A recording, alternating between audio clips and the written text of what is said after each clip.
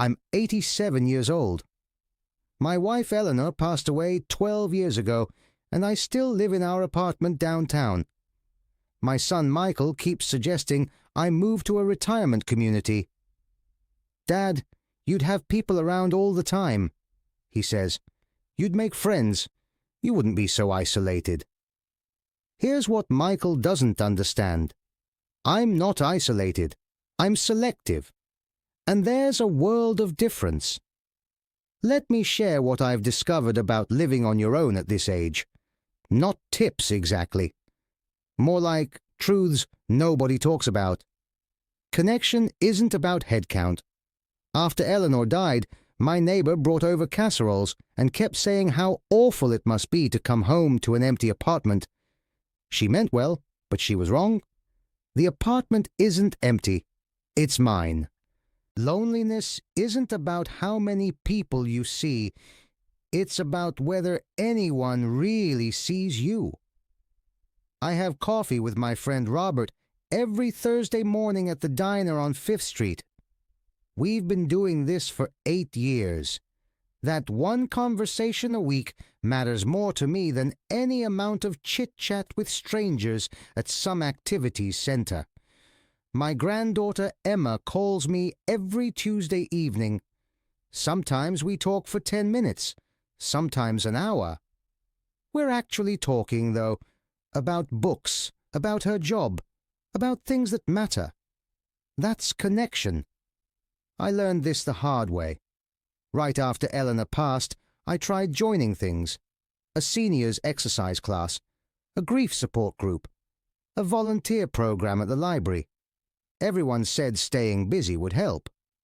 But I came home from those activities feeling more alone than when I'd left. You can be in a room full of people and feel invisible. You can sit by yourself and feel completely at peace. Your schedule is your architecture. When Eleanor was alive, everything had its time. She liked dinner at 6 p.m. sharp. She watched the evening news while I cleaned up. Weekends meant farmer's market on Saturday, her book club on Sunday afternoons. After she died, I kept the same schedule for months. I think I was afraid that changing it meant letting her go. Then one morning, I realized I'd been getting up at 6:30 for 40 years because Eleanor was an early riser. But I'm not. I never was. Now I get up at 8. I make coffee, real coffee from the French press, not the instant stuff Eleanor preferred. I do the crossword puzzle. I feed my fish. I have 6 goldfish in a tank by the balcony door. I've named them after jazz musicians, Miles, Ella, Duke, Billy, Chet, and Nina. Watching them swim while I drink my coffee, that's become something I look forward to. It's mine. Eleanor never liked the idea of fish. Too much maintenance, she'd say.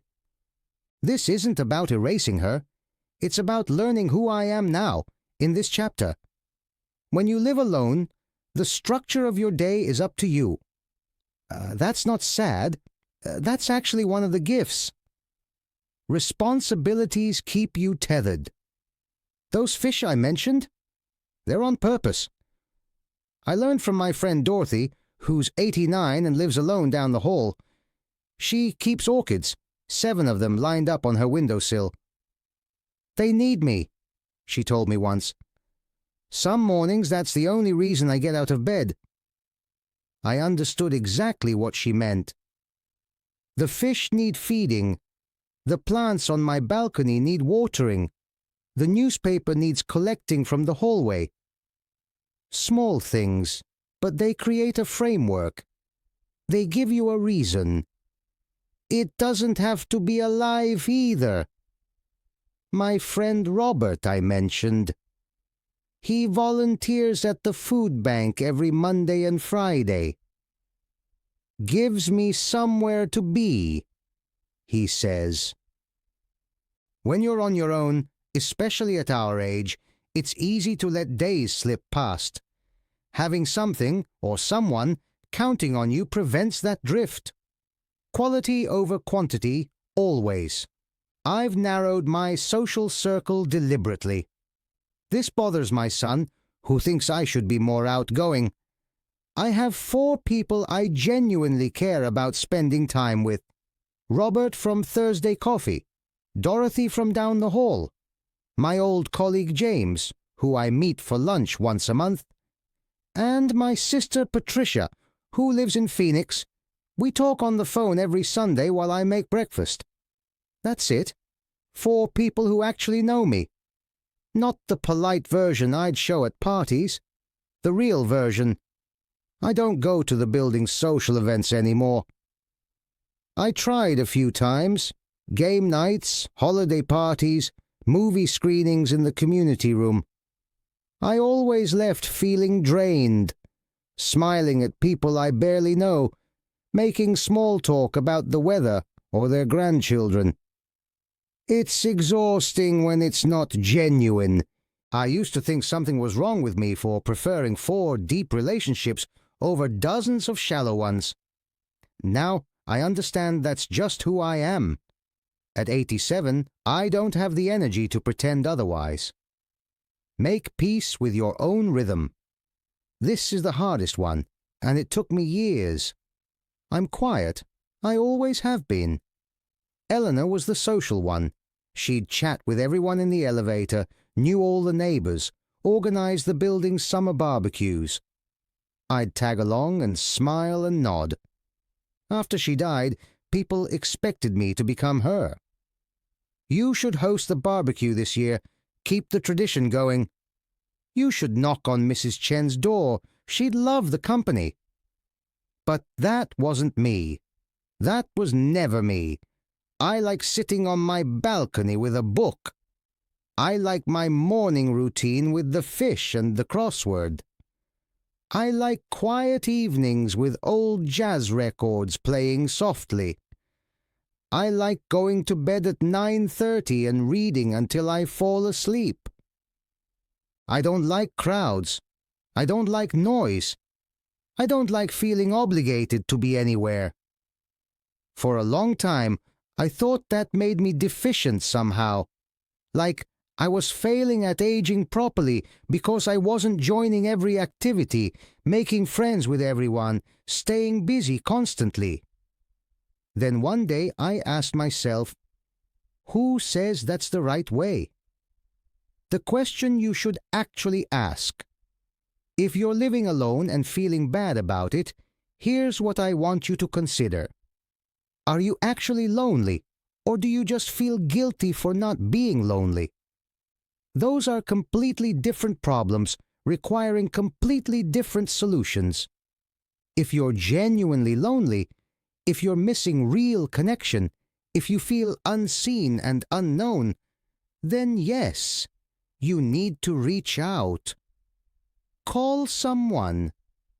Accept an invitation.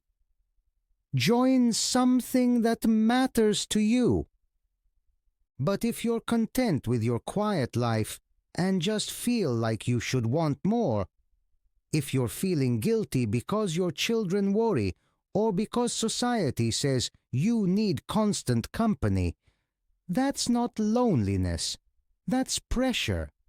And the solution to pressure isn't more socializing, it's permission.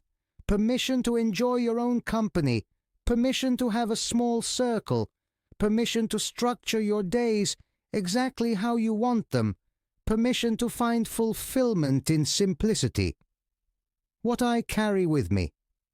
I miss Eleanor every single day. Some mornings I still turn to tell her something before remembering she's not there. Her cardigan still hangs in the closet. I haven't moved it. But missing her isn't the same as being incomplete without her. I had 43 years with her. She shaped who I am. She's part of my daily thoughts. And I also have a full life now, different from what we had together, but still full. My children think I'm lonely because I'm often alone. I understand their concern, truly. But they're measuring my life by standards that don't apply to me. I have my routines, my fish, my books, and my jazz records, my Thursday coffee with Robert, my Sunday calls with Patricia. I have quiet evenings and peaceful mornings, and a life that fits me exactly. Some of us are built for stillness. If that's you, stop fighting it. You're not broken. You're not missing some crucial piece everyone else has. You're just wired for a different frequency. And that frequency, that quiet, intentional, carefully chosen life, it can be extraordinary if you let it be. A challenge for you. It's 4 p.m. now. Time to feed the fish and start thinking about dinner. Miles is already watching me expectantly from behind the glass. He always knows when it's time. But before I go, I want to ask you something. If you're reading this and you live alone, or you're thinking about what that might look like someday, I want you to try something this week. Sit with yourself for 1 hour without distraction. No phone, no TV, no background noise. Just you, maybe a cup of tea or coffee, maybe a window to look out of. Just sit there and notice what comes up. Are you comfortable, restless, anxious, peaceful? That feeling, whatever it is, that's your starting point. That's the truth beneath all the shoulds and the worry and what other people think you need. If you're uncomfortable with your own company, that's valuable information. Maybe you need more connection. Maybe you need to get curious about who you actually are when nobody else is watching. If you're peaceful, if you find that hour restful, then you already know something important about yourself. You might be one of us, the ones built for quiet. Either way, you'll learn something. And if you discover that solitude fits you, I have one more request. Stop apologizing for it. Stop explaining yourself to people who don't understand. Stop forcing yourself into social situations that drain you. Stop pretending you need what everyone else needs. Your life is yours. Shape it honestly. The world needs people who know how to be still, who've made peace with silence, who understand that a full life doesn't have to be a loud one. So sit with yourself this week. 1 hour. See what you find. Then decide what kind of life you actually want, not the one you think you're supposed to want.